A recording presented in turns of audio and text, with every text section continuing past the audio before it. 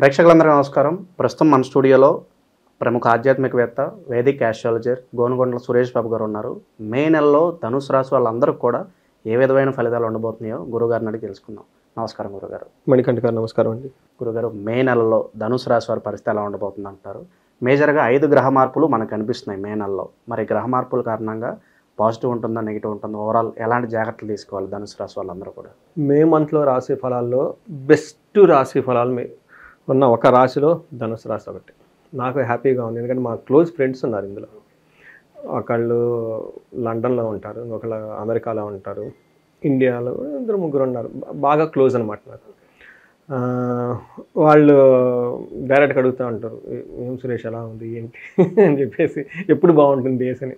కొన్ని సందర్భాల్లో 3 నెలలు 4 నెలలు నేనే జాగ్రత్తగా ఉండని చెప్పినవాడిని. ఈ మంత్ బాగుంటే నేను హ్యాపీ ఫీల్ అవుతున్నా ఫస్ట్, ఎందుకంటే వాళ్ళు హ్యాపీగా ఉంటారు కాబట్టి. నేను కూడా హ్యాపీగా ఉన్నాను, నాదే ధనుసు రాశి కాబట్టి మీరు ఖచ్చితంగా బాగుంటారు. ఫీడ్బ్యాక్ రియల్ టైంలో చూద్దాం ఎలా ఉంటుంది ఏంటనేది. ఆ రియల్ టైం ఇన్సిడెంట్స్లో జరిగితే అది మన మహర్షి జ్ఞానానికి కోరిలేషన్ అయితే ఉంటే చాలా బాగుంటుంది. ఆ బ్యూటీయే వేరండి నాకు. నేను జ్యోతిష్ శాస్త్రానికి ఎడిక్ట్ అయింది కాదే. ఎప్పుడు 6000 years 5000 years బ్యాక్ రాసి పెట్టిని ఇప్పుడు రియల్గా జరుగుతూ ఉంటాయి అంటే చూడండి, అంత బ్యూటిఫుల్గా రాశారు మన వాళ్ళు. ధనుసు రాశి కనుక చూసుకుంటే ఇందులో మూల 1 2 3 4 పాదాలు, పూర్వాషాఢ 1 2 3 4 పాదాలు, ఉత్తర ఫస్ట్ పాదం అంతా మనకి ధనుసు రాశిలో ఉంటారు. తర్వాత ఇందులో పేరు బలం కనుక మనం చూసుకుంటే ఏ యో బా బి భూ దా భా దా భే అన్న అక్షరాలంతా కూడా మనకి ధనుసు రాశిలో ఉంటారు. ఫస్ట్ గ్రహస్థితి కనుక మనం చూసుకుంటే సూర్య సంచారం వృషభంలో, బుధుడు మేషరాశిలో, శుక్రుడు మీనరాశిలో ఉన్నారు, కుజుడు వచ్చేటప్పటికి కర్కాటక రాశిలో ఉన్నారనమాట. ఈ గ్రహాలతో పాటు మనకి ధనుసు రాశిలో మనకి మే 14th సూర్యుడు మూమెంట్ ఉంది. అదే టైంలో గురువు యొక్క మూమెంట్ ఉంది. రాహుకేతులు 18th నుంచి మూమెంట్ ఉంది. తర్వాత ఇందులో మనకి పండగ మనకి అక్షయ తృతీయ నుంచి స్టార్ట్ అవుతుంది. ఈ మాసం వచ్చేటప్పటికి 30th నుంచి అక్షయ తృతీయ అయిపోయిన నెక్స్ట్ అయినా మనకి మంత్ స్టార్ట్ అవుతుంది. మధ్యలో మనకి పూర్ణిమ కూడా వస్తుందండి, ఇంకా బుద్ధ పూర్ణిమ. దాన్ని మనకి వైశాఖ పూర్ణిమ అంటారు. వైశాఖ పూర్ణిమ మనకి విష్ణుమూర్తికి అత్యంత ప్రీతికరమైన మాసం. అక్షయ తృతీయతో పాటు చాలా విష్ణుమూర్తికి సంబంధించిన దేవాలయాల్లో చాలా వైభవంగా జాతరలు అన్నీ చేస్తూ ఉంటారు అనమాట. మాకు అనాదిగా వస్తున్న దేవాలయం కూడా ఉంది, భవనారాయణ స్వామి అని. పౌర్ణమి రోజు ఆ దేవుడికి కళ్యాణం కూడా చేస్తారు, పెద్ద జాతరలాగా చేస్తారు. ఈ మాసంలో ఉదకం గనక నీటిని గనక దానం చేస్తే విష్ణు సమానత్వం, విష్ణు తుల్యలోక ప్రాప్తి, వైకుంఠ ప్రాప్తి జరుగుతుంది అని చెప్పేసి విష్ణులోకం ప్రాప్తిస్తుందని మనకు పురాణాల్లో చెప్పారు. అందుకని ఎవరైనా కనుక చేయగలిగితే ఒక రాగి చెంబులో చక్కటిగా నీళ్లు పట్టేసి కొంచెం యాలక్కాయలు, కొంచెం కర్పూరం చిన్నది వేసి ఆ నీటిని గనక వాళ్ళకి పచ్చకర్పూరం గనక వేసి ఆ చెంబుతో దానికి చిన్న బొట్టును పసుపు కుంకుమ పెట్టి ఆ చెంబు కనుక దానం చేయగలిగితే సద్బ్రాహ్మణులకి, మంచి వాళ్ళకి చాలా పుణ్యం అండి. ఇది నేను లాస్ట్ ఇయర్ బెంగళూరులో ఒకరికి చేయించానండి. అద్భుతమైన మంచి సువార్తలు విన్నారు, మంచి న్యూస్లు చెప్పారండి నాకు. వాళ్ళకి 21 మందికి చేయించారండి వాళ్ళు. అంతమందికి చెప్పిపోయినా అట్లీస్ట్ ఒకరికి ఇద్దరికి చాలా పుణ్యం. అది చెయ్యకపోయినా ఓకే, మనం మంచినీళ్ళు కనుక దానం చేయగలిగితే చాలా మంచిది. ఇప్పుడు ఏంటంటే అంతా హైజీనిక్ ఎవరు పడితే వాళ్ళు ఏ నీళ్ళు ఇస్తే తీసుకోరు కాబట్టి మనకి బాటిల్స్లో ఒక కేసు తీసుకొని చక్కగా ఆ కార్లోనో బైక్లోనో పెట్టుకొని ఎవరైతే దాహంగా ఉన్నారో వాళ్ళకి బాటిల్ ఇచ్చుకుంటే వెళ్ళిపోతే అసలు మంచి పుణ్యం వచ్చిందండి. ఒక్కరోజు ముందు గురుగారు అక్షయ తృతీయ కూడా ఉంది, ఆ రోజు కూడా విశేషంగా అసలు ఆ రోజు సర్వార్థ సిద్ధి యోగం కూడా ఉందండి.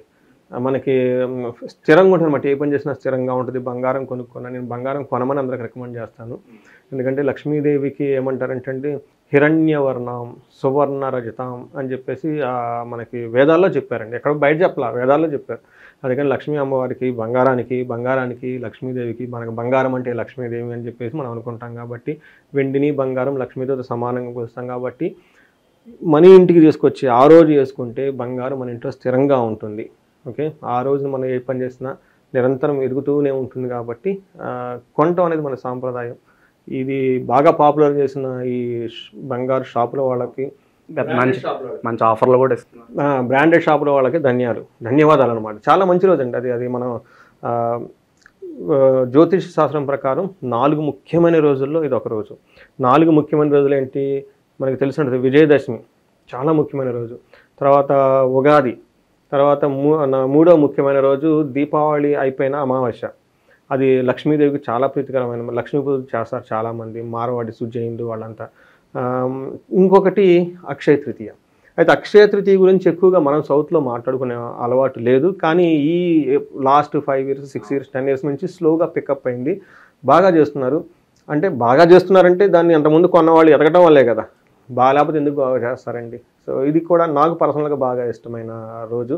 ఖచ్చితంగా వీలైనంత ఎక్కువగా ప్రతి ఒక్కళ్ళు బంగారం కొని ఇంటికి తీసుకొచ్చి కొన్ని పూజ చేసుకొని ఆ రోజు మార్నింగ్ ధరించాలని చెప్పేసి నేను కోరుకుంటున్నానండి. దీంతో మనం ధనుసు రాశి వాళ్ళకి ఈ మంత్ చాలా బాగుంది. అదేంటో ఎలా చూద్దాం. మనకి ముఖ్య అంశాలలాగా వార్తల్లో సమరీ లాగా మనకి మహర్షులు ఏం చేస్తారంటే హైలైట్స్ లాగా చెప్పుకోవచ్చు. దాన్ని సూక్ష్మ గోచరం, లఘు గోచరం అంటారు. దీని ప్రకారం కనుక చూసుకుంటే 6వ ఇంట్లో సూర్యుడు ఉండటం వల్ల శత్రు నాశాంతః, వీళ్ళకి శత్రువులు అనేవాళ్ళు ఈ మంత్లో ఎవరు ఉంటారండి, వెళ్ళిపోతారు. తర్వాత వీళ్ళకి 8th హౌస్లో కుజుడు మిక్స్డ్ రిజల్ట్స్ని తీసుకొని వస్తూ ఉన్నారండి. కొన్ని విధాలుగా బాగుంది, కొన్ని విషయం బాగలేదు, కొంచెం జాగ్రత్తగా ఉండాలి. తర్వాత వీళ్ళకి శుక్రుడు అగైన్ ఫ్రెండ్స్ ప్రాస్పెక్టివ్స్ని అభివృద్ధిని తీసుకొని వస్తున్నారు. తర్వాత బుధుని వల్ల కొంచెం భార్యతోటి పుత్రులతోటి గొడవలు అయ్యే అవకాశం ఎక్కువగా ఉంటుంది. బట్ ఇవి తప్పక మిగతా ఏ విషయంలో కనుక చూసుకున్నా కానీ వీళ్ళకి చాలా బాగుంటుంది, మంచి యోగ్యతంగా ఉండే మంత్రం మనం చెప్పుకోవాలి. ఫస్ట్ సూర్యుడు 6వ ఇంట్లో ఉండటం వల్ల చాలా చక్కటి మంచి యోగ్యతని ఇస్తూ ఉన్నారు. ఏ విధంగా అంటే షష్ఠే రవో, 6వ ఇంట్లో కనుక రవి ఉంటే ఏమిటంటే సుఖాధ్యాన్ అంటే సుఖంగా చాలా ఉన్నతంగా ఉంటారు. యత్న కార్యార్థ సాధనం, ఏదైనా కనుక పని చేస్తే అందులో మంచి రిజల్ట్ ఉంటుంది. తర్వాత దేహారోగ్యాది, దేహం అనేది చాలా హెల్తీగా ఉంటుంది. తర్వాత సంతోషంగా ఉంటారు.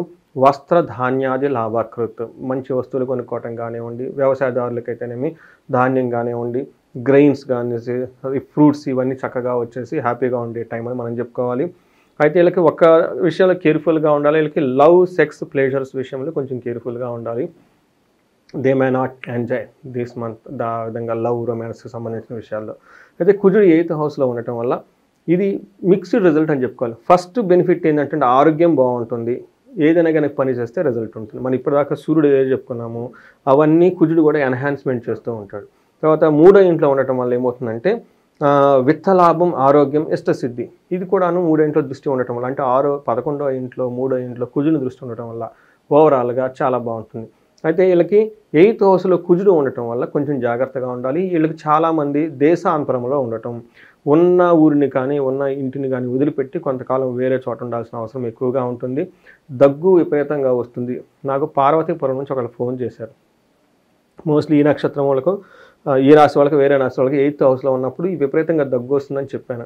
నాకు పార్వతీపురం నుంచి ఫోన్ చేసి మీది వీడియో చూశానండి, ఎందుకో నాకు తెలియదని విపరీతంగా దగ్గు వస్తుంది, ఒక 20-25 days మధ్యలో హాస్పిటల్కి వెళ్ళానండి, ఆ సిరప్లు ఎన్ని వాడినా దగ్గు తగ్గట్లేదండి, ఎప్పుడు పోతుంది అన్నారు. వస్తుందని చెప్పాను కదండి, ఆ టయానికి పోతుందిలేండి, ఏం టెన్షన్ పడద్దు. విపరీతంగా దగ్గు వస్తుంది, కొన్నిసార్లు నైట్ టైం కవ్వు దగ్గుతూ ఉంటారు, దానికి ఏం రీజన్ ఉండదు. ఇది ఇట్లా మళ్ళీ రక్తం కళ్ళ చూసే అవకాశం ఎక్కువగా ఉంటుంది. తర్వాత రుణచ్ఛేద, వీళ్ళకి అప్పులు ఎవరైనా ఉంచుంటే అప్పులు బాధలు ఉండి మాకు కావాలని ఇబ్బంది పెట్టే అవకాశం ఎక్కువగా ఉంటుంది. కుజుడు ఓవరాల్గా చూసుకుంటే ఒక 70% చాలా యోగ్యతను ఇస్తున్న, ఒక 30% ఛాలెంజెస్ కూడా ఇస్తూ ఉన్నారన్నమాట. శుక్రుడు 4వ ఇంట్లో ఉండటం వల్ల అగైన్ వీళ్ళకి చాలా బాగుంది మనం చెప్పుకోవాలి. ఏ విధంగా బాగుంటుందంటే స్వబుద్ధిర్ బంధు సన్మానం, స్త్రీ సంభాషణ సంభ్రమ, పుత్ర మిత్ర కళాత్రాది విద్యాగోష్ఠి, విద్యాగోష్ఠు సుఖే భృగు అని చెప్పి 4వ ఇంట్లో కనుక భృగుడు ఉంటే ఏమవుతుందంటే స్వబుద్ధి, వాళ్ళ ఓన్ ఇంట్యూషన్ తోటి మంచి పనులు చేసుకుంటూ ఉంటారు. రెండోది బంధు సన్మానం, బంధువులతోటి తర్వాత ఫ్రెండ్స్ తోటి చక్కటిగా ఏమంటారు ఒక అప్రిషియేషన్ ఉంటుంది వీళ్ళు చేసి వీళ్ళ వల్ల. స్త్రీ సంభాషణ సంభ్రమ, వీళ్ళు అప్పటిదాకా లేడీస్తో ఏమైనా కానీ గొడవలు ఏమన్నా ఉంటే అవన్నీ సర్దించుకొని చక్కగా హ్యాపీగా మాట్లాడుకొని ముందుకు వెళ్ళిపోతూ ఉంటారు. అదే ఇన్ కేస్ స్త్రీల విషయంలో అయితే జెంట్స్ అనుకోవాలి, వాళ్ళ ఇంట్లో ఉన్న వాళ్ళు కానీ బయట వాళ్ళు కానీ వాళ్ళతో చక్కగా భార్యాభర్తలు ఎవరైనా మాట్లాడుకోకపోయినా ఎవరి మధ్య గ్యాప్లు ఉన్నాయి కానీ ఇవన్నీ పోయి చక్కగా ఉంటారు. సో వైవాహిక జీవితం అయితే బాగానే ఉంటుందంట. వైవాహిక జీవితం కావచ్చు, అన్నదమ్ములు కావచ్చు, కొంతమంది అన్నదమ్ములతో కూడా బలుక్కోం కదా కొన్నిసార్లు మనకు గొడవలు వచ్చినప్పుడు. బట్ ఎవరైతే ఏముందంటే కొన్నిసార్లు ఆఫీస్లోకి వెళ్ళిపోతూ ఉంటాం, కొన్ని కొలీగ్స్ కొంతమందికి వాళ్ళకి మనకి ఏదో ఒక మనస్పర్ధ వస్తుంది, వీళ్ళంటే వాళ్ళకి పడదు, వాళ్ళంటే వీళ్ళకి పడదు, ఇవన్నీ ఎక్కడున్నా కానీ అలాంటివి ఏమైనా ఉంటే పోతాయి. పుత్రులతోటి మిత్రులతోటి కళాత్రి అంటే స్పౌస్తో కూడా హయ్యర్ లెవెల్ డిస్కషన్ నడుస్తుంటుంది వీళ్ళ దగ్గర. అంటే ఒక ఫిలాసఫికల్గా ఆధ్యాత్మికంగా ఒక యూజ్ఫుల్ డిస్కషన్తో ఒక కన్స్ట్రక్టివ్ మేనర్లో డిస్కషన్ చేసుకుంటూ ముందుకు వెళ్తూ ఉంటారనమాట. ఈ ప్రకారం కనుక చూసుకుంటే కుజుడు చాలా యోగ్యతను ఇస్తున్నాడు. కుజుడు 10వ ఇంట్లో ఉండటం వల్ల అఫీషియల్ గెయిన్ అంటే ప్రొఫెషనల్ మ్యాటర్స్లో చాలా గెయిన్గా ఉంటుంది. మనీ మ్యాటర్స్లో కూడా చాలా బాగుంటుంది. సో మీది కూడాను ధనుసు రాశి కాబట్టి ఒక కుజుడు పెట్టే ఒక 30% ప్రాబ్లమ్స్ కాబట్టి మిగతా అన్ని విధాలు చాలా బాగుందని మనం తెలుసుకోవాలండి. అందులోనూ గురువు మారటంతో గురువు గురించి మనం చెప్పుకోవాలా. మే 14 తర్వాత గురువు వీళ్ళకి చాలా విశేషమైన యోగ్యతను ఇస్తూ ఉన్నాడండి. పెళ్లి కానీ వాళ్ళకి పెళ్ళి అవ్వటం, మీకు కూడా తొందరగా. సో గుడ్ న్యూస్లు అయితే ఉన్నాయంటారు. మీలాంటి పెద్దల ఆశీర్వాదం ఉంటే తప్పకుండా అవుతుంది గురుగారు. మణికంఠ గారు ఖచ్చితంగా అవుతుందండి. మీకు ఈ రాశిలో ఏ నక్షత్రాలు ఉంటాయి, వాళ్ళకి ఎలా ఉండబోతుంది గురు? మనకి నక్షత్రాలు 3 ఉంటాయండి. మూల, పూర్వభద్ర, ఉత్తరభద్ర నక్షత్రాలు ఉంటాయి. ఈ నక్షత్రాలు కూడా మూల నక్షత్రం వాళ్ళకి ధనప్రాప్తి ఉంది, లాభం ఉంది, ఇవి పాజిటివ్గా ఉన్నాయి. ఛాలెంజెస్ ఎక్కడంటే భయము, అతి భయము, బంధించబడినట్లు ఉండే సిచ్యువేషన్స్ ఉంటాయి. తర్వాత పూర్వాషాఢ నక్షత్రం వాళ్ళకి ధనప్రాప్తి ఉంది, లాభప్రదంగా ఉంటుంది. ఛాలెంజెస్ వచ్చేటప్పుడు బంధనము, భయము పడే అవకాశం ఎక్కువగా ఉంటుంది. ఉత్తరాషాఢ నక్షత్రం వాళ్ళకి జయము, ధనప్రాప్తి, ధనలాభము, విశేష ధనలాభం అన్నీ పాజిటివ్గా ఉన్నాయి. 2 విషయాల్లో ఛాలెంజింగ్ ఉండే, ఒకటి ధనహీనత, హాని. ఈ 2 విషయాల్లో కొంచెం జాగ్రత్తగా ఉండాలి. ఇవి కాకుండా వీళ్ళకి లత్తా అని కొన్ని ఉంటాయండి. ఉత్తరాషాఢ నక్షత్రం వాళ్ళకి రాంగ్ డెసిషన్ తీసుకొని రాంగ్ ట్రాన్సాక్షన్లు ఏదో ఒక విధంలో అయ్యో పొరపాటుని బై మిస్టేక్ ఏదో చేసేస్తూ ఉండి తర్వాత బాధపడే అవకాశం ఎక్కువగా ఉంటుంది. మిగతా విషయాలన్నింటిలో కొంచెం బాగానే ఉంది. పూర్వాషాఢ, ఉత్తరాషాఢ నక్షత్రం వాళ్ళకి గ్యాస్ట్రైటిస్ ఎక్కువ వచ్చే అవకాశం ఎక్కువగా ఉంటుంది. చెస్ట్ పట్టినటువంటి అవకాశం ఎక్కువగా ఉంటుంది. కొంచెం సమ్మర్ కాబట్టి హెల్త్కి సంబంధించి కొంచెం మంచి న్యూట్రిషియస్ ఫుడ్ తీసుకుంటూ ఉంటే బాగుంటుందండి. ఇక పరిహారాల విషయానికి వస్తే ఎలాంటి రెమెడీస్ చేసుకుంటే బాగుంటుంది గురుగారు ధనుసు రాశి వాళ్ళు? మరి ధనుసు రాశి వాళ్ళకి ఇబ్బంది పెట్టే గ్రహం అయితే గోచారంలో ఏం లేదు. ఒక కుజుడు తప్పక.